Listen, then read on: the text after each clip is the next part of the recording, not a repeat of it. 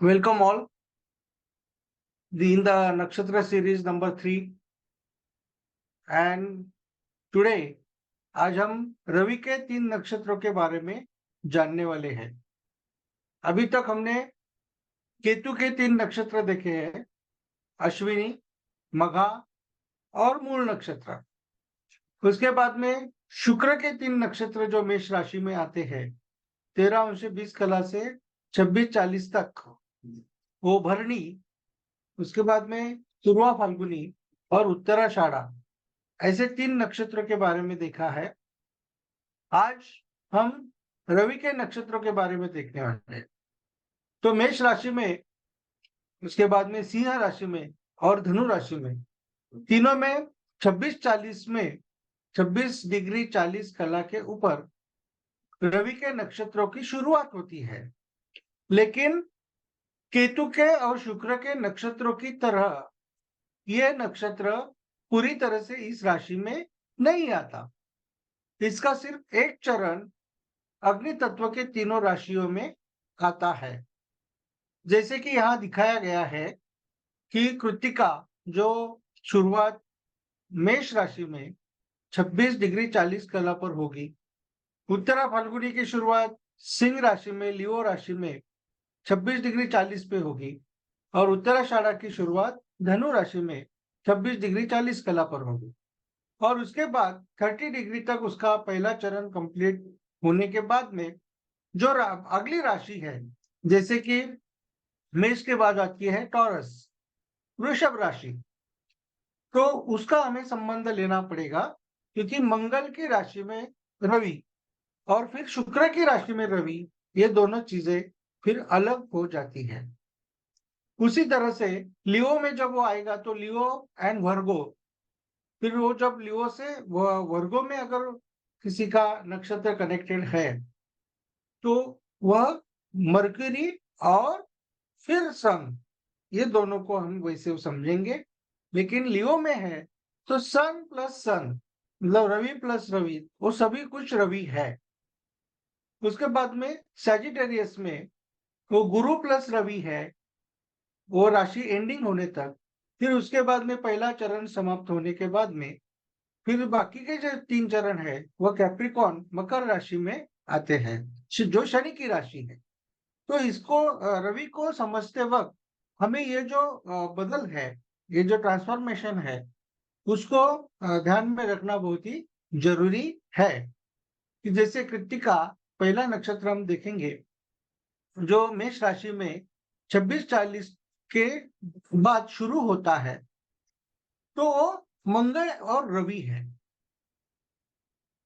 तो उसको समझने के लिए हमें ये समझना पड़ेगा कि मंगल और रवि दोनों होने के कारण उसका जो एग्रेशन, डोमिनेशन, ये बहुत ज्यादा है। उसमें एक सेनापति की तरह है, वो लड़ने वाला है, जिसका लॉर्ड सन है। फिर फायर और फायर एलिमेंट है मेष राशि में, जो मूवेबल साइन है, चरल चरज साइन जिसको बोलते हैं। और उसकी देवता अग्नि है, प्लांट औदुंबर है और डोनेशन गोल्ड है। तो चलो देखते हैं हम कृत्तिका के बारे में।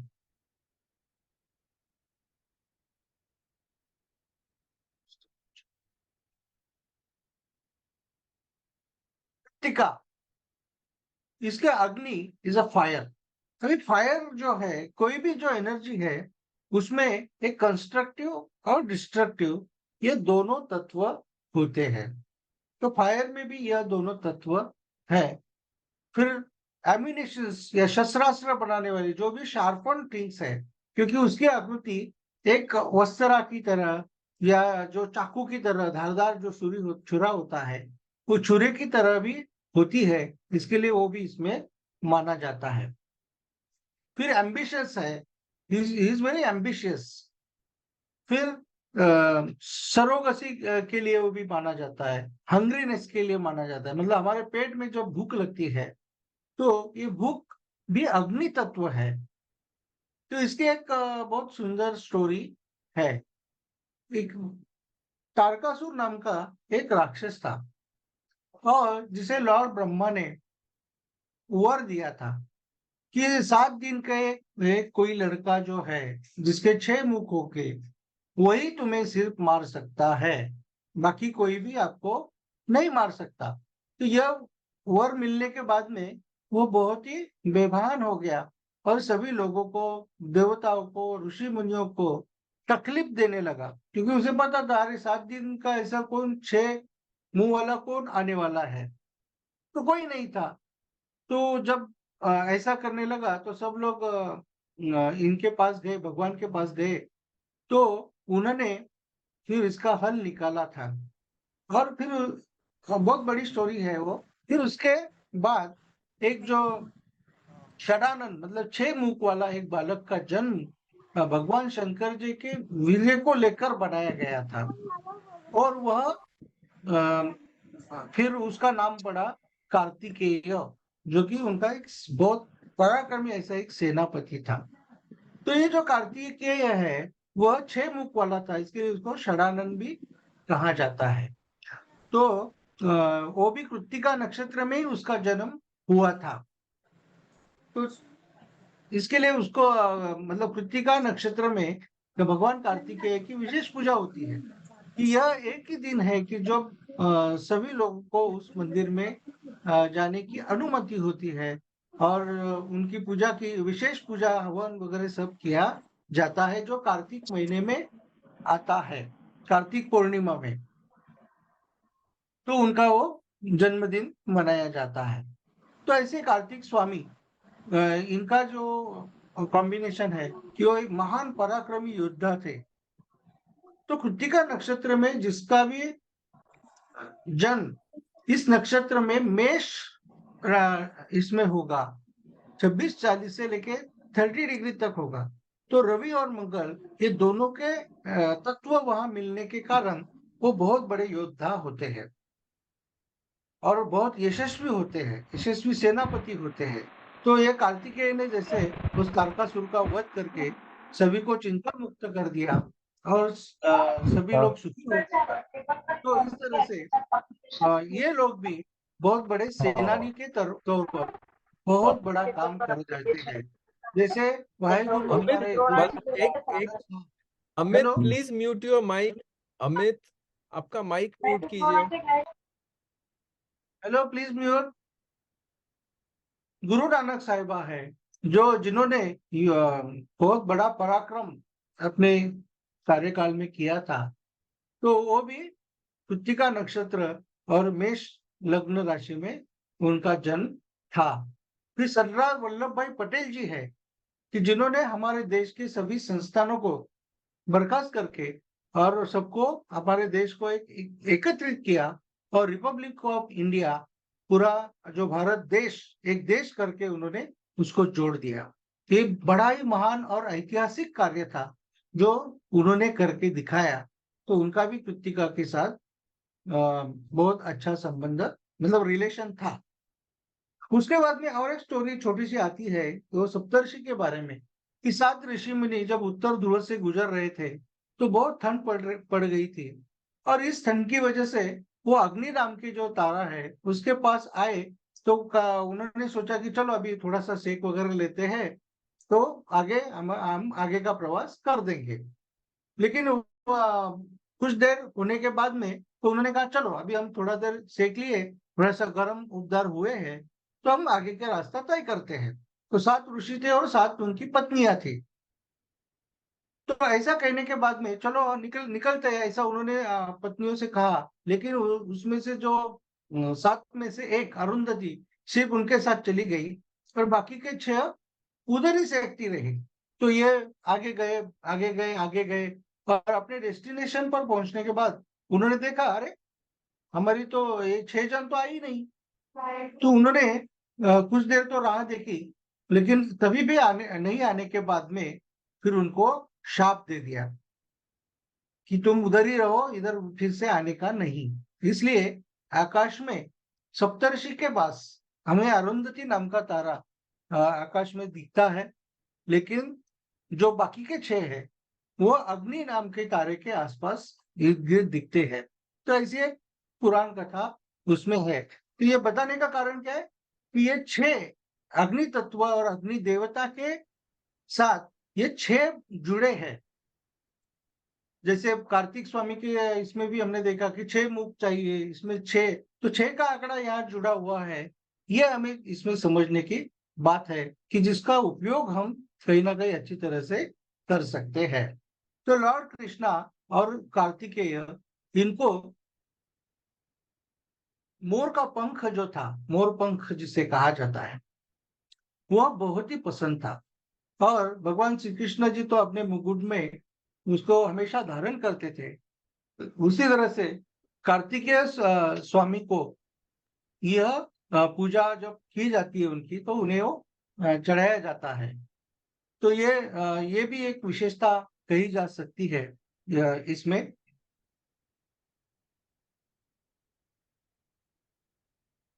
तो जैसे एरीज में हमने देखा कि वल्लभ भाई पटेल जैसे महान सेनानी देखे, गृह मंत्री देखे, तो उसी तरह से जैसे सेकंड हाफ में वो जो टॉरस में, मतलब शुक्र की राशि में जब रवि जाता है, तो उसे एक कलात्मकता लगती है। और वो पृथ्वी तत्व में जाने के कारण जरा सा व्यवहारी हो जाता है। पृथ्वी तत्व का अर्थ ही क्या है?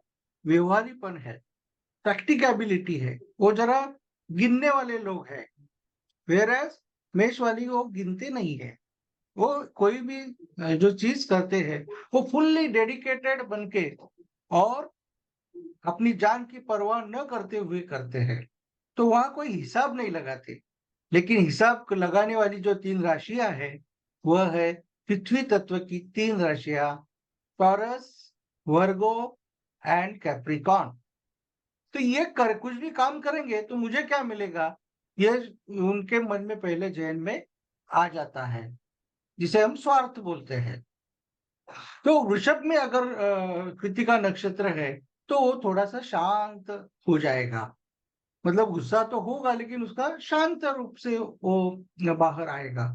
जैसे एक वायलेंट रूप में मेष में आ सकता है, वैसा वृषभ में नहीं आता।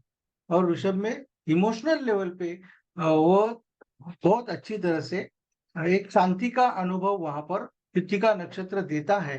लेकिन ऐसा होते हुए भी कृत्तिका का मतलब ही कट करना है।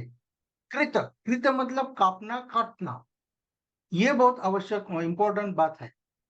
तो वो कृत्तिका का काम काटने के होने के कारण वैसे कुछ न कुछ रिजल्ट्स इन नक्षत्र वाले लोगों को मिलते हैं। और अगर वो बीमार हो गए, तो बीमार होने के बाद में भी, तो यहाँ भी वो काट छाट करने का कुछ ना कुछ काम वह करना पड़ सकता है ये नक्षत्र के लिए, क्योंकि उसका काम ही वही है। तो इस तरह से वृषभ और एरीज, इनमें वो डिफरेंस आ जाता है। कृत्तिका नक्षत्र यह तीक्ष्ण, दारुण, ऐसा निगेटिव नक्षत्र माना गया है। जिसका स्वामी अग्नि है, तो अग्नि कैसा है? तो अग्नि एकदम फायर एलिमेंट वैसा है। तो उसको समझते वक्त हमें ये समझना चाहिए, क्योंकि इसके जो मेष राशि के पार होने के बाद में टॉरस में जो भी फिक्स स्टार्स है शुरुआत में टॉरस के, वो कैसे है? वो दृष्टि दोष देने वाले हैं। इसके लिए इनको वृषभ में कृत्तिका नक्षत्र जिनका है, उन्हें दृष्टि दोष के ज्यादा से ज्यादा प्रॉब्लम होते हुए हमें दिखाई देते हैं। उस तरह से फिर हेड का कुछ भाग जो है, अपर लेवल जो है, black portions of the head, यह कृत्तिका नक्षत्र में आता है, विशेषता उमेश में होने के बाद। सेकंड में आएगा तो फिर वो अपना जो बाकी का जो नेक का पार्ट है, तो वहां फिर वो आ सकता है। ये अधोमुख नक्षत्र है। अधो मीन्स नीचे जाने वाला, डाउनवर्ड्स। तो उसका जो प्रवास है वो डाउनवर्ड्स जाने वाला है। तो इसके लिए जो डाउनवर्ड्स किए जाने वाले काम है, वो यहाँ पर अच्छे होते हैं।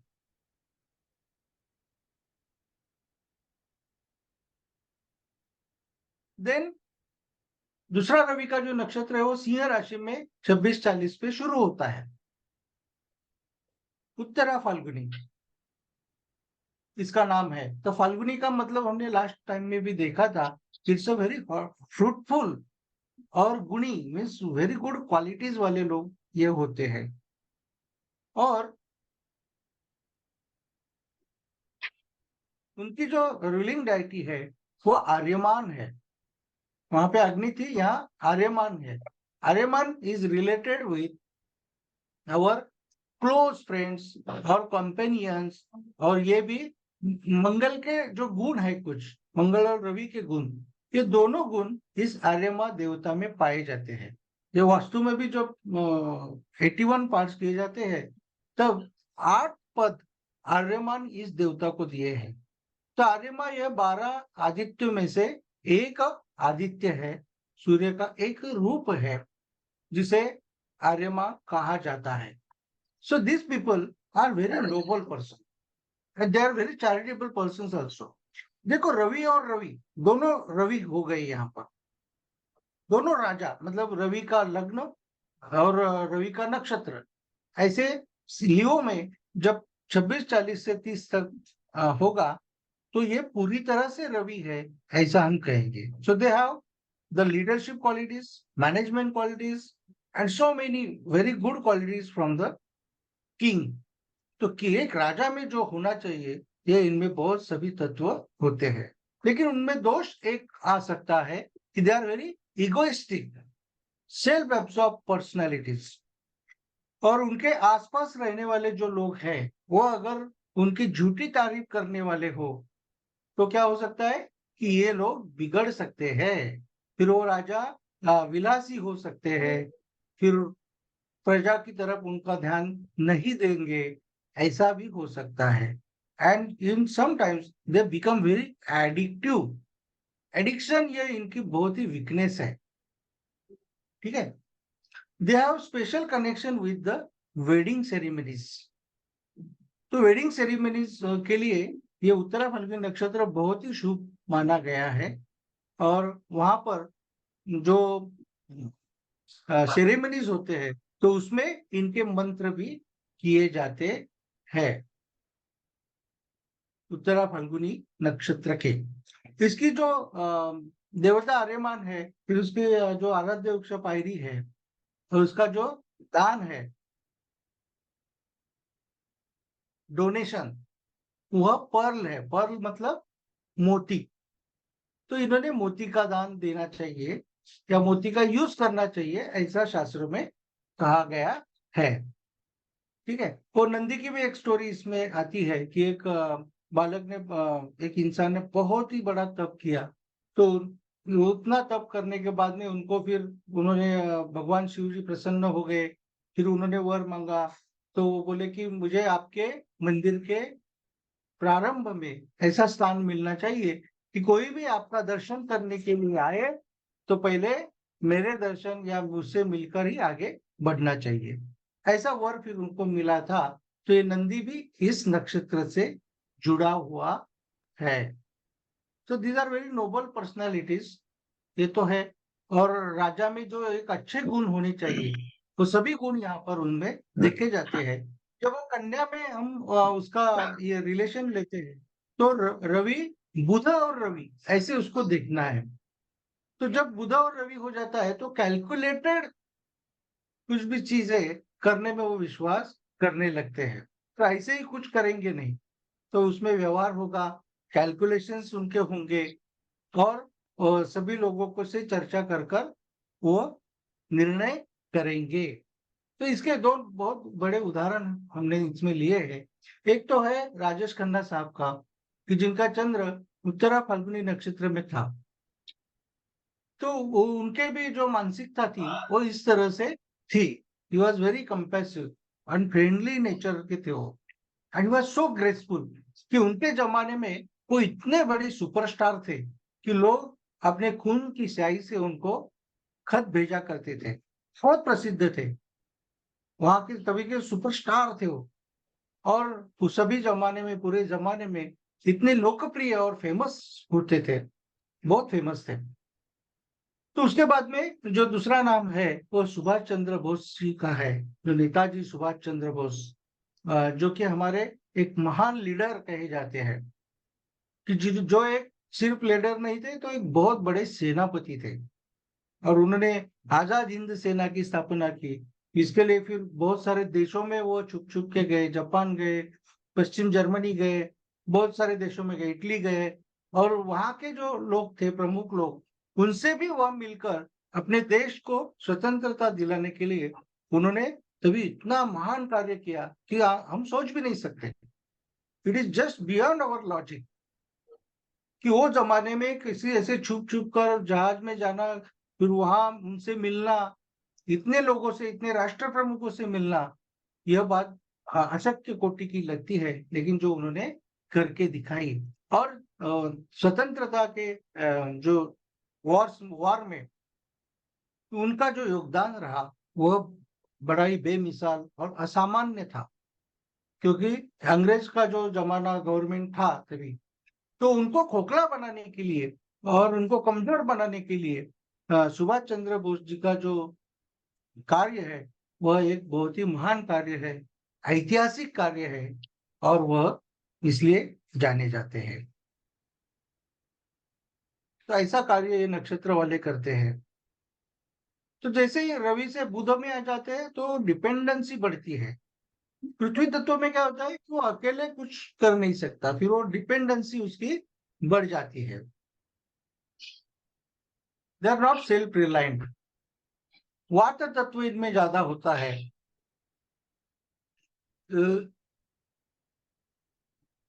और ऊर्ध्वमुख, और ऊर्ध्व मतलब ऊपर जाने, अपवर्ड डायरेक्शन में जाने वाले, और वैसे जो कार्य होते हैं वह कार्य इस नक्षत्र के मुहूर्त में विशेषता से किए जाते हैं। यह एक राजस नक्षत्र है, मतलब राजस तरह से विचार करने वाला नक्षत्र है। और इसका जो परिणाम है वह हमारे sex organs, left hand, lips, उसके बाद साथ साथ जो डाइजेस्टिव सिस्टम का जो भाग है वहां पर भी इसका परिणाम देखा जा सकता है। मतलब small intestine and large intestine both, this is important point for this नक्षत्र।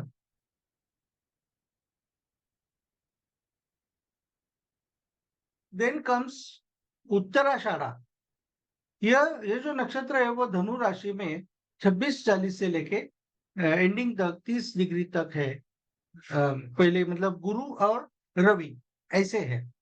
तो गुरु और Ravi they are very supplementary to each other, और एक दूसरे के लिए बहुत पूरक और अच्छी से महत्व का काम करने वाले वो दोनों होते हैं। तो बहुत ही अच्छा है, it is very nice for it.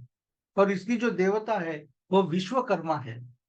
और विश्वकर्मा के पास इतनी पावर थी कि वो बड़ी से बड़ी विक्ट्री प्राप्त करते हैं। मतलब अच्छाई का बुराई के ऊपर होने वाला जो विजय है वह विश्वकर्मा के द्वारा होता है, ऐसा माना जाता है। और वो they deal with the laws of karmas and right actions, फिर टाइम, मॉरल प्रिंसिपल्स वगैरह वगैरह। तो 10 उनकी जो देवताएं ऐसी मानी गई है कि जैसे वसु है तो गुडनेस के लिए है। तो ऐसे 10 देवताएं हैं जिनका संबंध हमें आगे एक स्लाइड में है। लेकिन ये लोग कैसे हैं? They are workaholic. जब गुरु में होता है Ravi, they are very solid, very good. लेकिन जब मकर में चला जाता है तो शनि से जुड़ता है, और रवि और शनि एक दूसरे के मित्र नहीं है, शत्रु समझे जाते हैं। तो इसके लिए मकर राशि में इस नक्षत्र का होना, उत्तराषाढ़ा नक्षत्र का होना, खास करके शुरुआती 2 जो चरण है उसमें इतना पॉजिटिव नहीं माना जाता कि दे बिकम्स अ वर्कहोलिक। हाँ, वो सक्सेसफुल जरूर होते हैं, विजय भी प्राप्त करते हैं, लेकिन उसके लिए उनको एक सेकंड हाफ में, मतलब लाइफ के एक सेकंड हाफ में ही उनको यश मिलता है। शुरुआत में बहुत मेहनत करनी पड़ती है, बहुत संघर्ष करना पड़ता है, और तभी जाके उनको उसका फल मिलता है। लेकिन वो फल भी 100% कभी नहीं मिलता इन मकर राशि। They got maximum 60%। जितना कर्म करेंगे, जितना प्रयत्न करेंगे, और जितना डिजर्व करते हैं उससे भी कम, 60% या 40 to 60% ऐसे ही फल उनको मिलता है। तो this is the fix, one of the fix result of this नक्षत्र। और स्टमक, आईज, चेस्ट, थाइस, फिर उसके बाद में हमारा जो नीज है, नीज के ऊपर का जो एक पार्ट है, वो भी इसके अंडर आता है। और यह नक्षत्र में एक नक्षत्र छुपा हुआ है जो ज्यादा किसी को पता नहीं है। वो कहाँ पर छुपा हुआ है?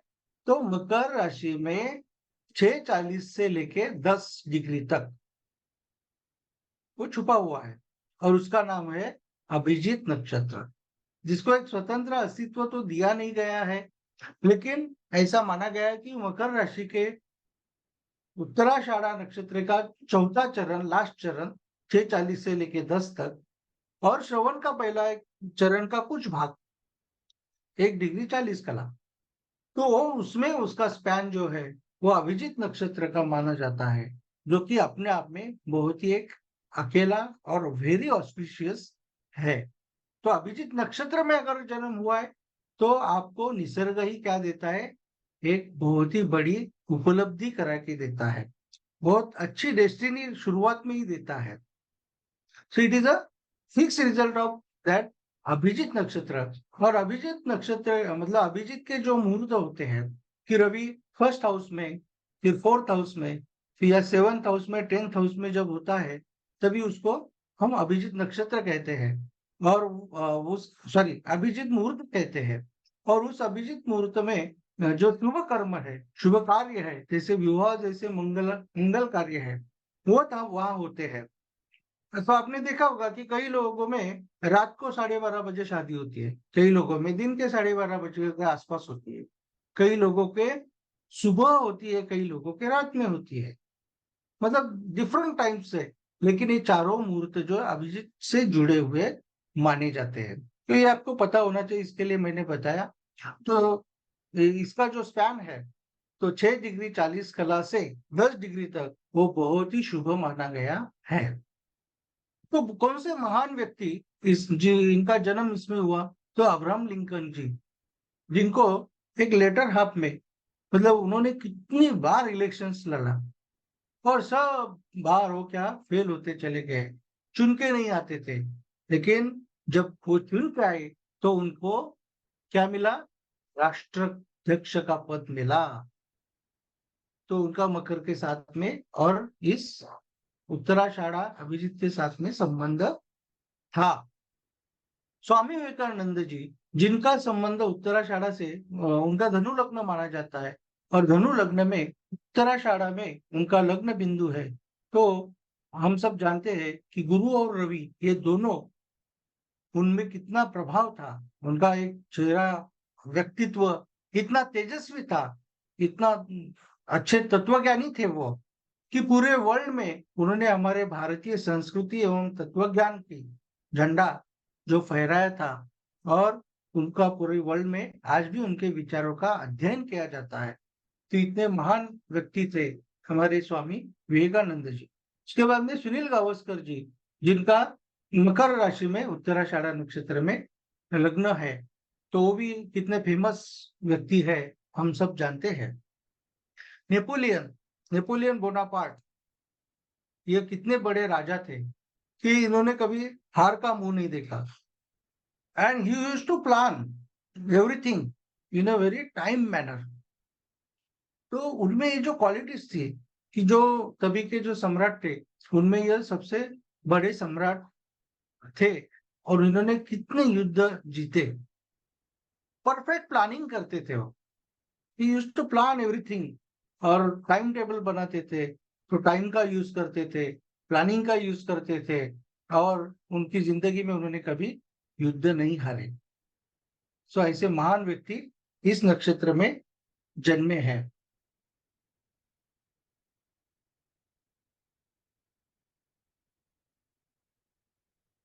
तो शनि का इसमें आने के बाद में भी मैंने कहा कि जो अभिजीत नक्षत्र का स्पैन है, उसमें अगर किसी का भी लग्न बिंदु है, तो वह उसको एक असामान्य व्यक्ति बना देते हैं, ये जरूर होता है।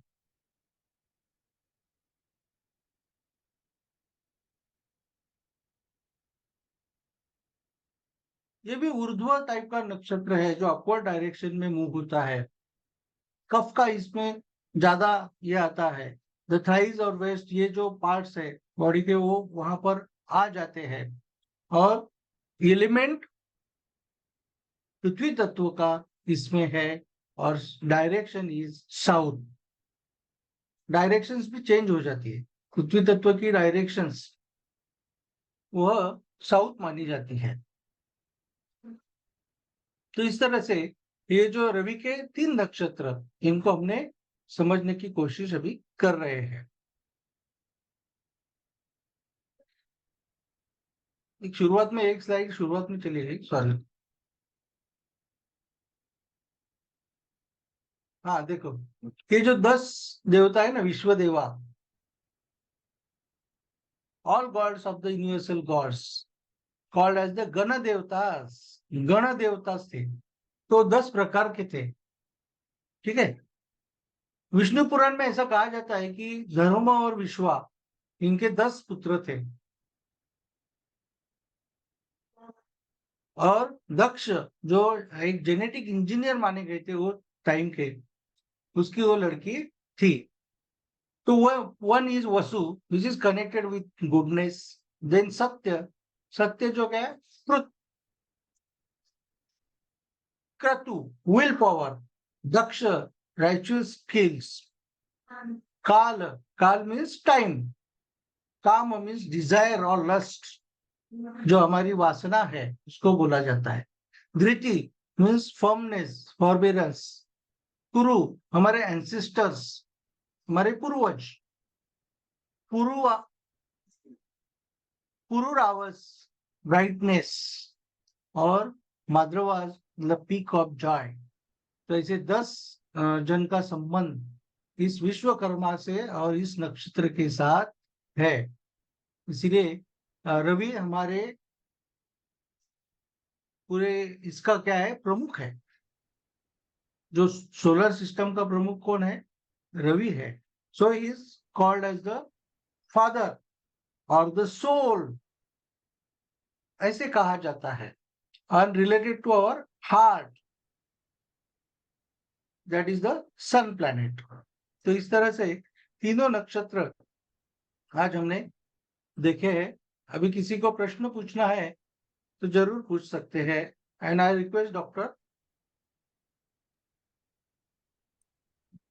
Yes sir.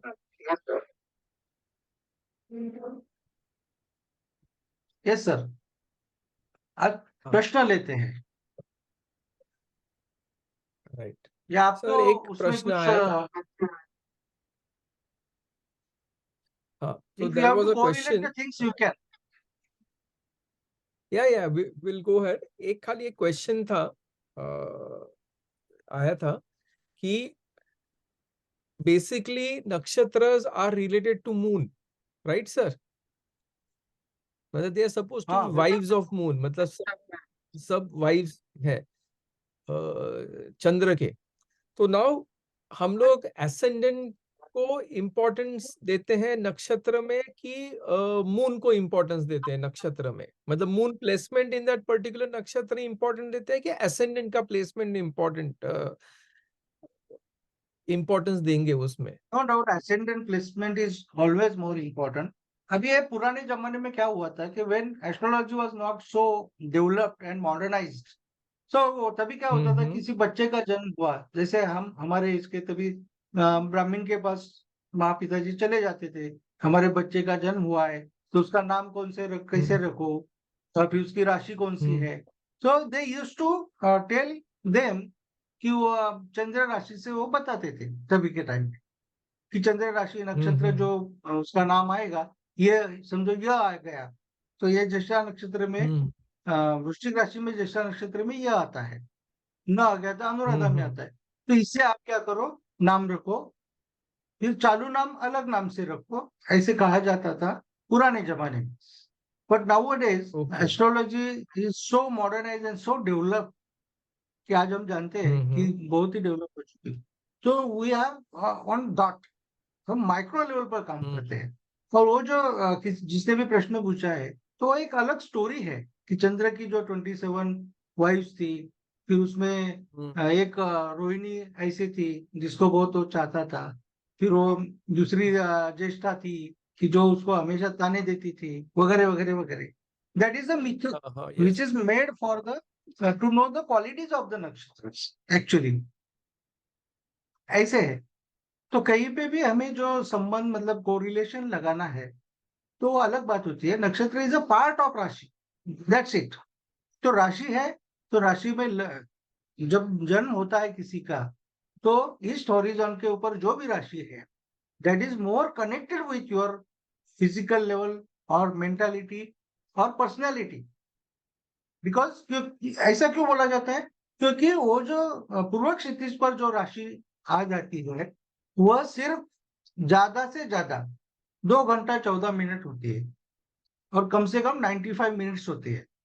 जैसे मीन लग्न होगा, मीन राशि पूर्व क्षितिज में आती है तो वो 95 मिनट्स के लिए खाली आती है. और सबसे बड़ी जो है वृश्चिक राशि 2 आवर्स और 14 मिनट होती है. 134 मिनट्स टोटली. ओके. ठीक है. तो वो बहुत ही माइक्रो लेवल पर आपसे जुड़ा है. और चंद्र, अगर हम चंद्र राशि देखेंगे तो वो 2 2.25 दिन वही राशि रहती है. 2.25 दिन में लाखों करोड़ों लोगों का जन्म होगा, तो उनकी राशि सेम ही होगी, तो उनकी क्वालिटी भी सेम होगी क्या? नहीं होगी कभी. फिर राइट सर. 24 या 25 घंटे में नक्षत्र चेंज होता है चंद्र का. 25 26 घंटे में, समटाइम्स 24, समटाइम्स 26.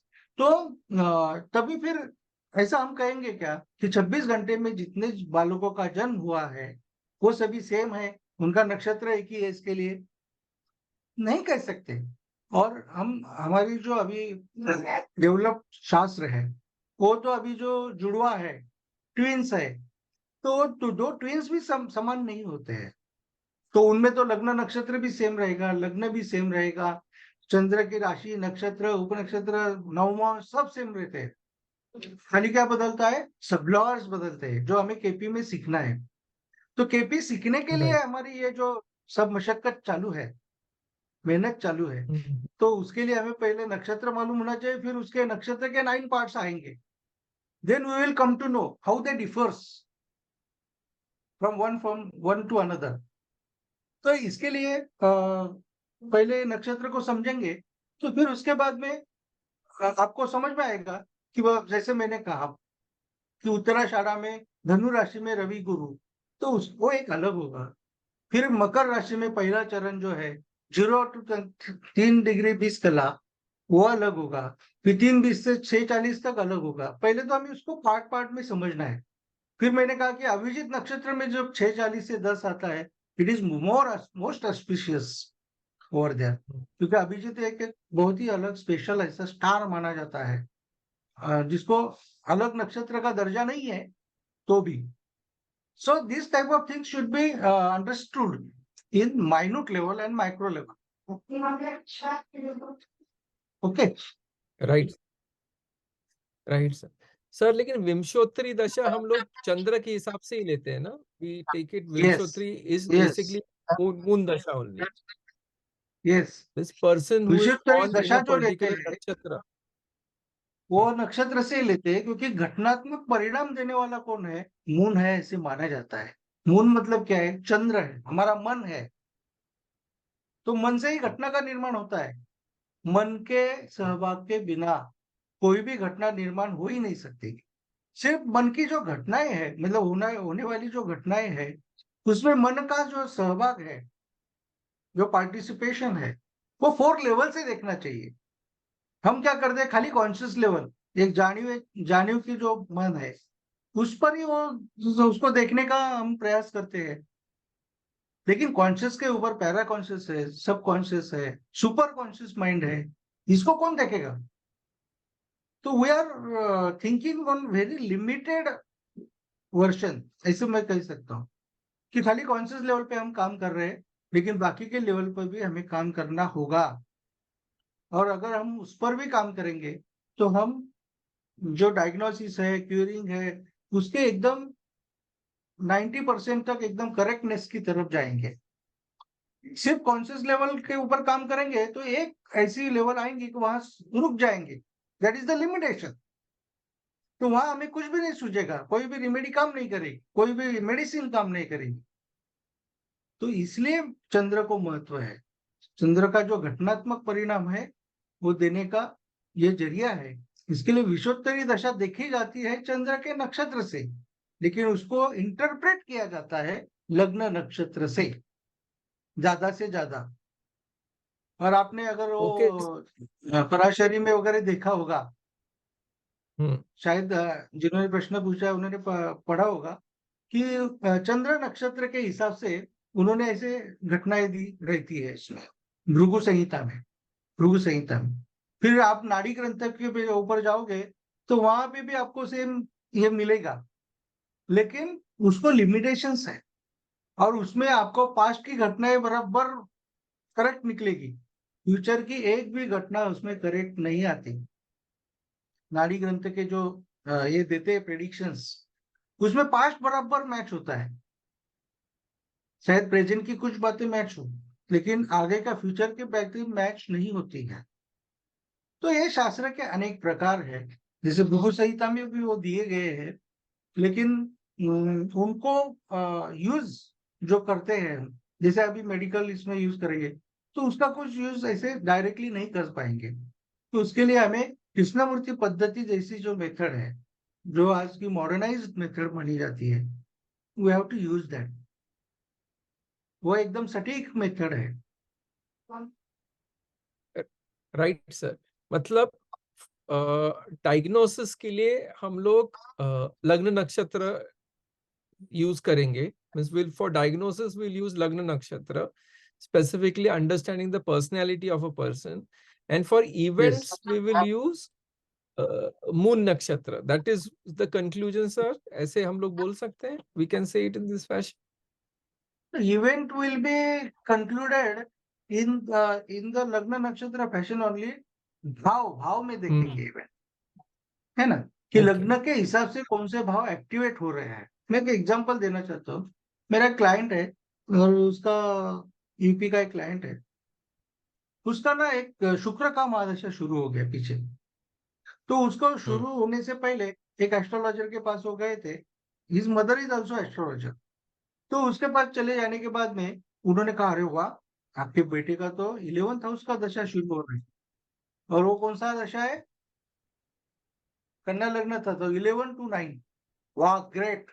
हम्म। आपका लड़के का भी भाग्योदय होने वाला है, ऐसा होने वाला है, वैसे होने वाला है।